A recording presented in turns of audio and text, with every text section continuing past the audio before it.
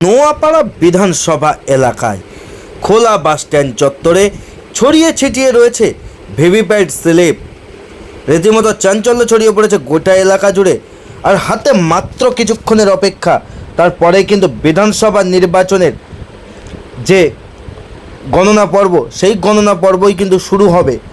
কিন্তু ঠিক তার আগেই কিন্তু এই ঘটনা যে নোয়াপাড়া বিধানসভা এলাকায় খোলা বাসস্ট্যান্ড চত্বরে ছড়িয়ে ছিটিয়ে পড়ে রয়েছে ভিভিপ্যাট স্লিপ। রীতিমতো চাঞ্চল্য ছড়িয়ে পড়েছে গোটা এলাকা জুড়ে।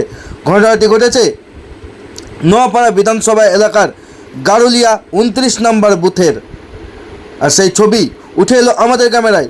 খবর দেওয়া হয় পুলিশকে এবং ঘটনাস্থলে তৎক্ষণাৎ ছুটে যায় পুলিশ প্রশাসনের আধিকারিকেরা।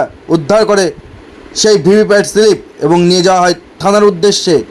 আর সেই ছবি উঠে এলো আমাদের ক্যামেরায়, দেখুন।